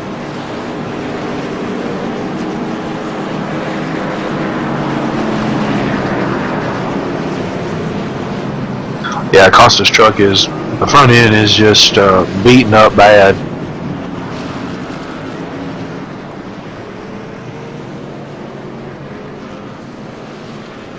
Hall's beat up all down the right side, and he's beaten up on the back. Yeah, we can see Costa's truck here. That thing is tore up from the floor up, I'm telling you. Yeah, I think he saw what was happening there, and he tried to move high, not knowing which way them guys were going to go, and it just kind of pulled him into the wall. And then when they slid up, he was already there. He couldn't get down, and he just ends up getting piled into the side of Roy Hall, and that's just devastating damage to the front of that truck. Yeah, quite a few of them coming down pit road here. We got about 4 of them on pit road, I can see here. Costa going to come down and see if he can't get some of that damage fixed up on that truck. You got to have that damage fixed in order to be fast. Yeah, McFarland came down, Costa came down, Snelson's on pit road. Patrick Rowan's still trying to get the front end of his truck beaten back out.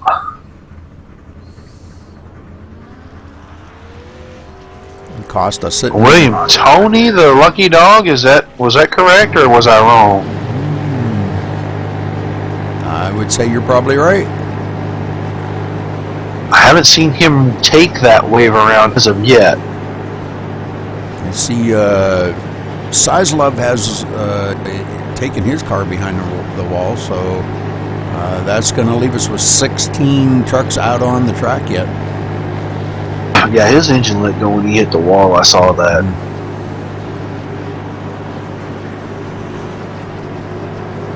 Well, that shake-up at the front isn't too much, really. Robleski actually moves into 3rd. McCune moves from 3rd to 4th, and Kevin Mitchell kind of hangs around right there in 5th place.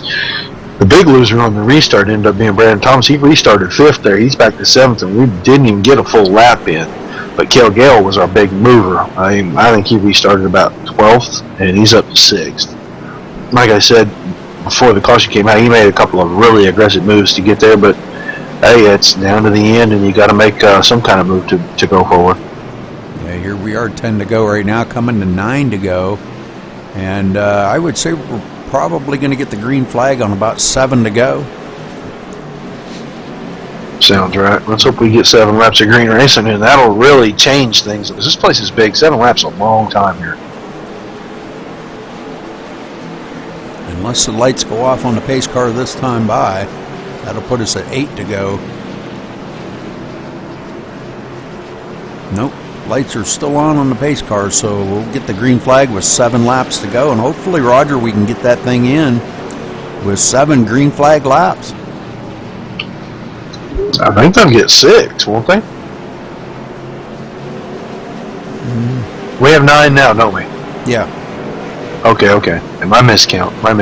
You were right. Hell, I've been wrong all night. It's no different. I'm usually the one that's wrong all the time. What the heck? I don't know, sir. I have no idea. Brain fade.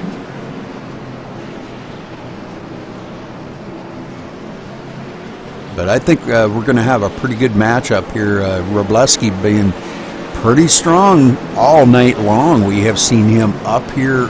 He's been at least in the top 8 all day. Yeah, he's been in a bunch of battles, and he's been able to keep that truck in contention.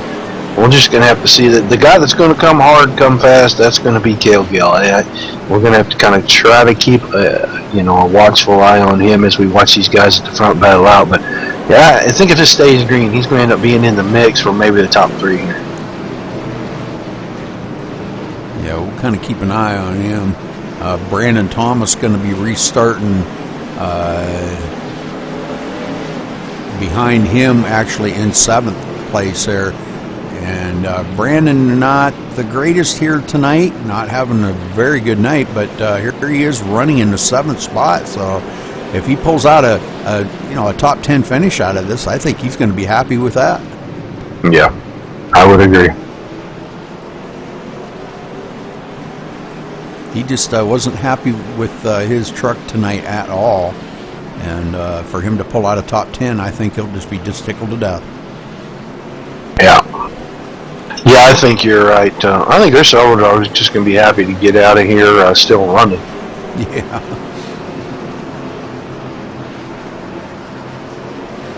All right, well, let's see. The lights do go off on the pace car now.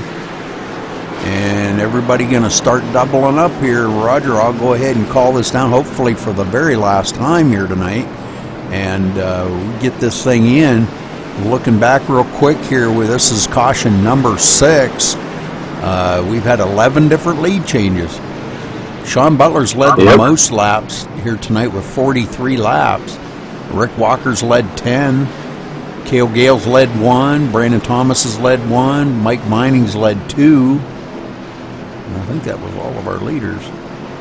Yep. That sounds about right.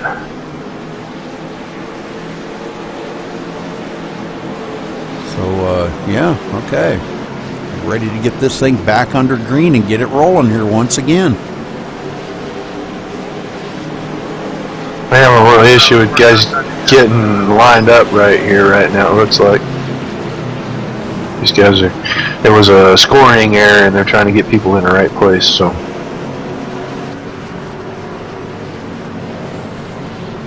Yeah, it looks like we got everything sorted out now. All right, let's see what this front row's got for each other, Roger. They've been good all night. Yeah, they're getting ready to go back to green here.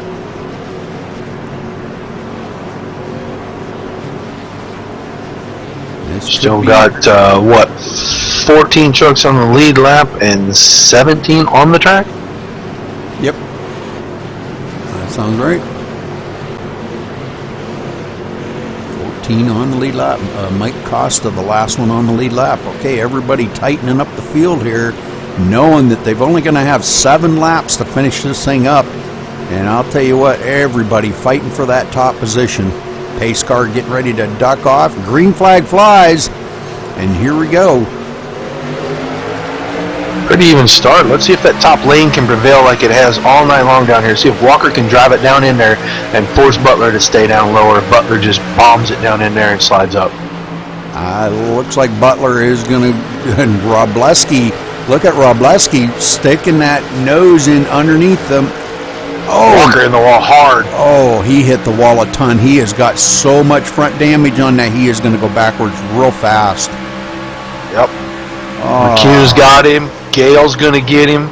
He's not careful. Mitchell can get down. Well, Brandon Thomas looks like he's going to thread the needle and shoot through there. He's going to come to 5th. And he hits the wall again off of 2. And the whole he's knocked the toe out. Yeah, the whole time here, Sean Butler just pulling away from these guys. Just his smile from ear to ear, I'm sure. Coming here to 6th to go this time by. Robleski in 2nd. Danny McCoon in 3rd. Yeah, Kel Gale up to 4th and Brandon Thomas up to 5th. Let's see if any of these guys has anything to go run him down. They got to stay in his tire tracks and use that draft on these straightaways to catch up. The only thing they can really try to do is match him in the corners. And then you just got to find a way to get your nose under him and force him off his line. Cale Gale running in 4th here.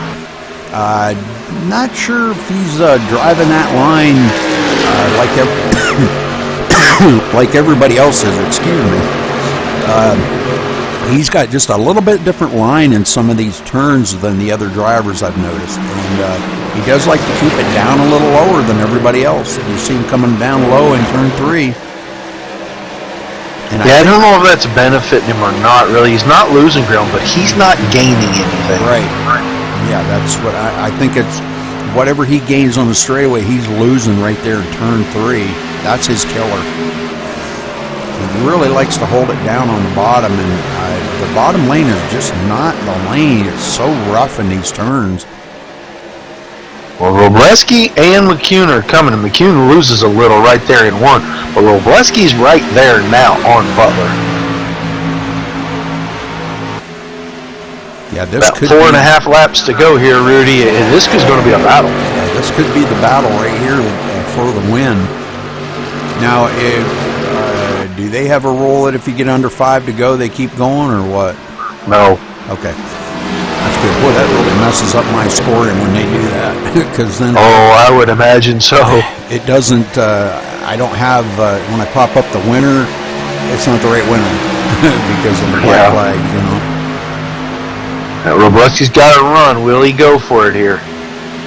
No, he rolls out of it a little and backs off.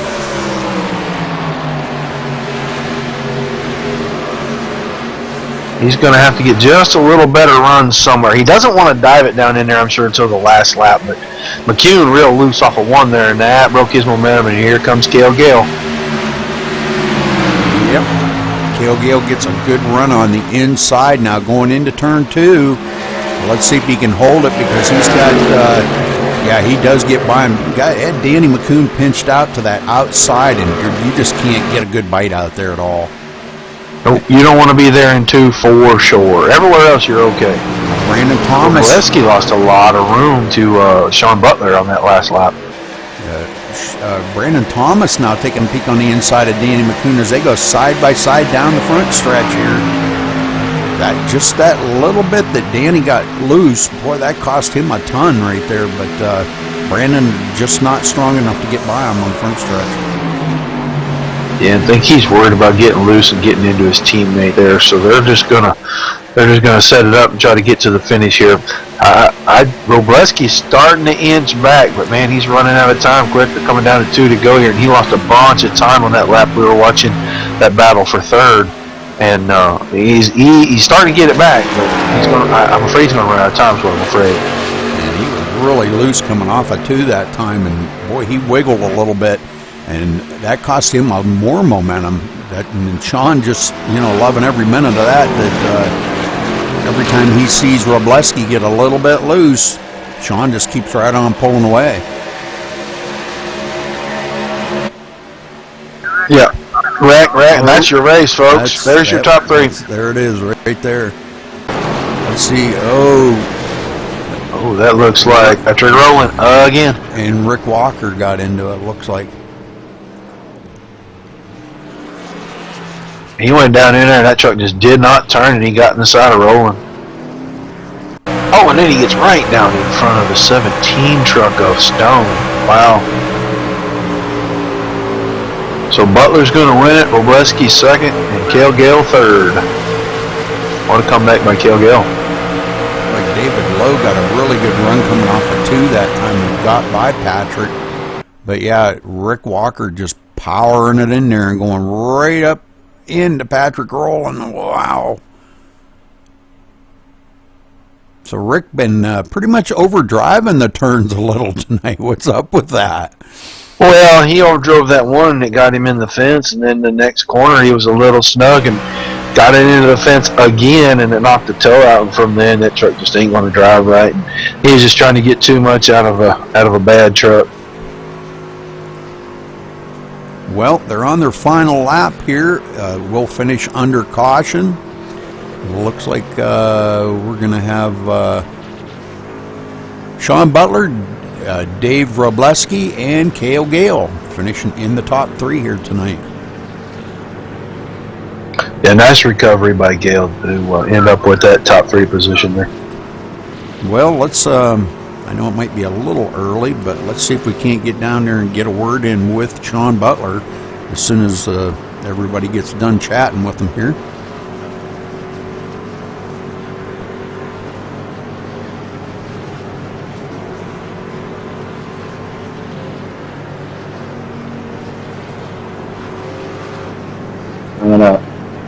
Sean Butler, this is Rudy Cummings in.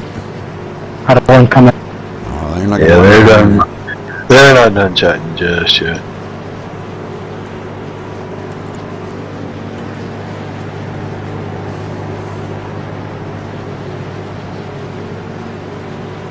Sean Butler, this is Rudy Cummings in the booth. You got a copy? I got you, Rudy. Well, Sean, you're no stranger to victory lane here at Pocono, but what did you think of this race? But congratulations on your win, I guess, first of all. What did you think of this race today? Well, it was an awesome race. Me and Rick were up there the entire time. Unfortunately, he had a little incident coming off the turn 1 on the restart, and that was just sucked for him. And me and Cale had a great battle on that one restart, and unfortunately, that wasn't meant to last too long. It was a great restart by Cale there on the outside, and I knew it was going to be tough out there, but just made it work all day long. Just kept that front, stayed out of trouble, didn't get any damage. Well, it looked like a lot of side-by-side battling going on back there. A lot of looseness we noticed in the turns. Everybody having a lot of problems with turn 1. Even yourself, we've seen you kind of struggling a couple times, getting a little bit loose coming off of turn 1. That seemed to be the clincher for everybody here today. But did you kind of figure it out after a while? Because you seem to be getting a lot better as the laps rolled down. I felt my car would be a little loose in the beginning. That way it would be better on the long run. And so on the new tires and full tank of fuel, it was a little loose.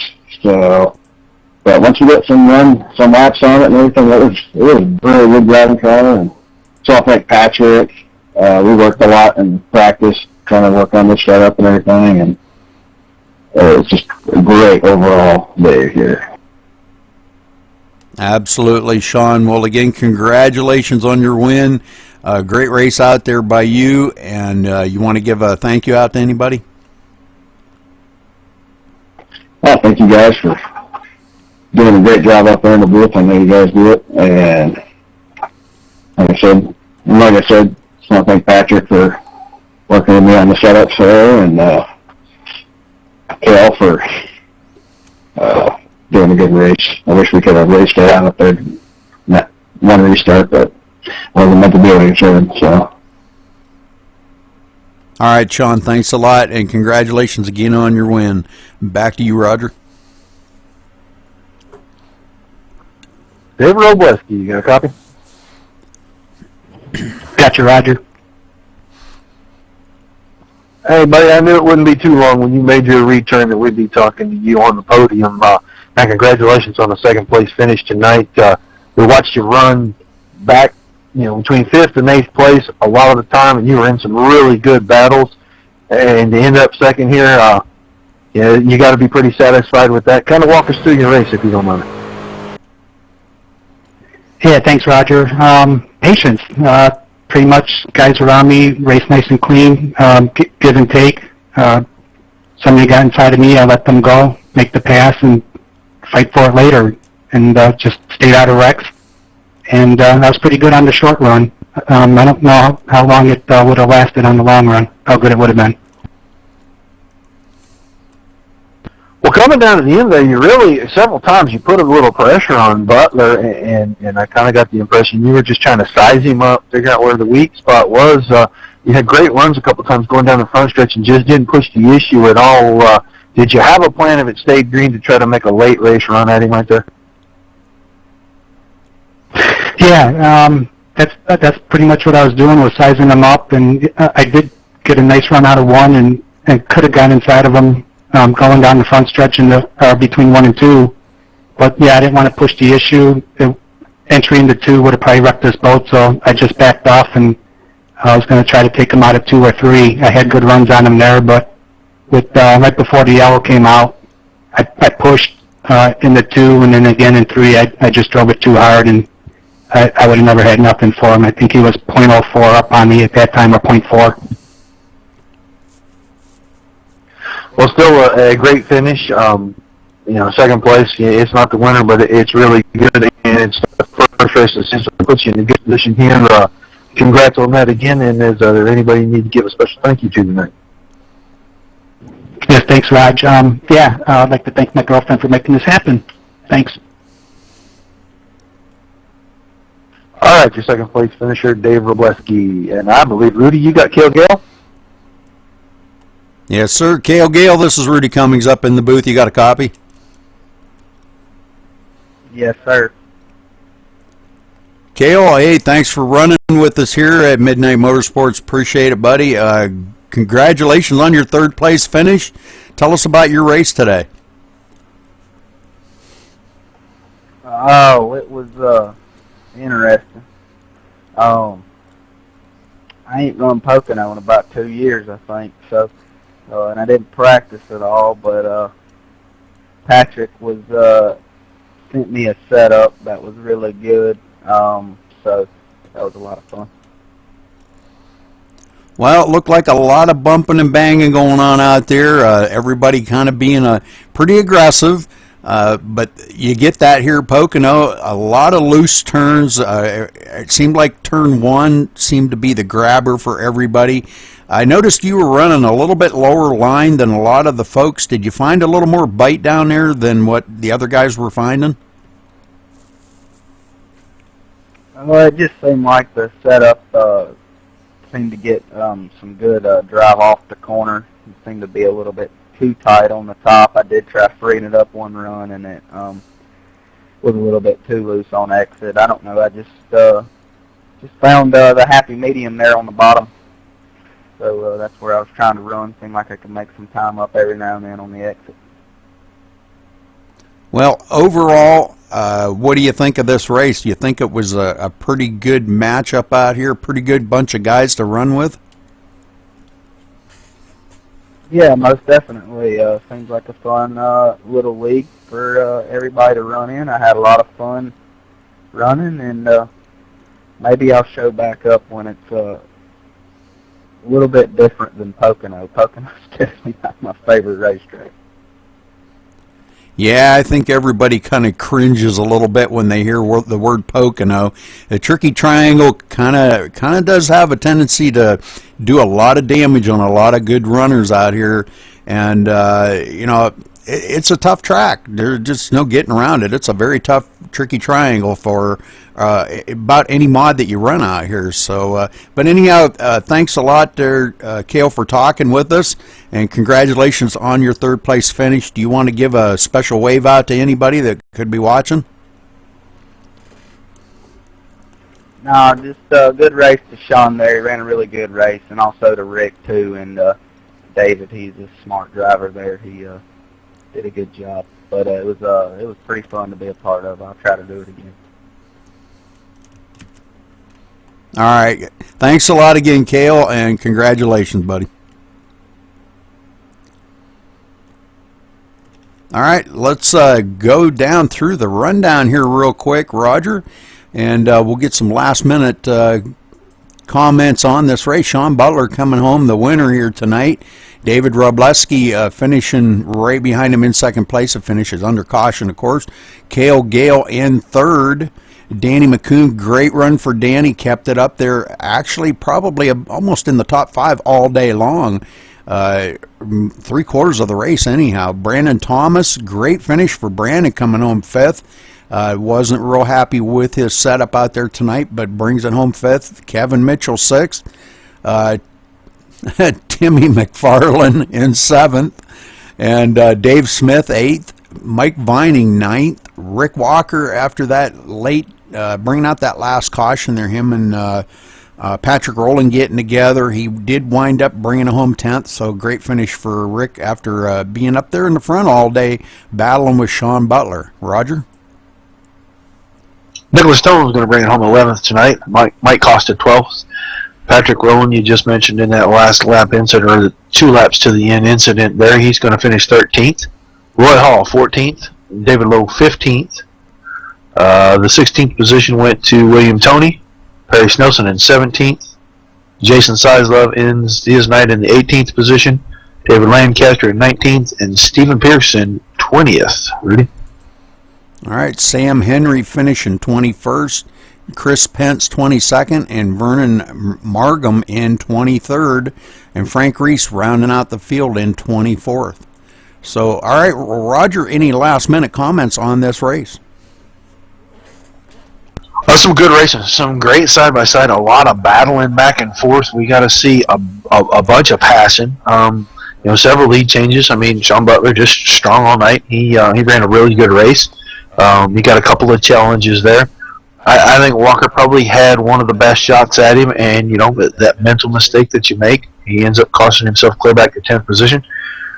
Great run. It was a lot of fun to watch. I'm sure everybody's happy that's in the rearview mirror, and they're going to get ready to head to Kentucky next week, and I cannot wait to see how that transpires. Absolutely. Well, let's give a rundown here. We had 8 cautions, 11 different lead changes amongst 5 drivers. Sean Butler leading the most laps with 51. Cale Gale leading 1. Brandon Thomas leading 1. Mike Vining leading 2. And Rick Walker leading 10.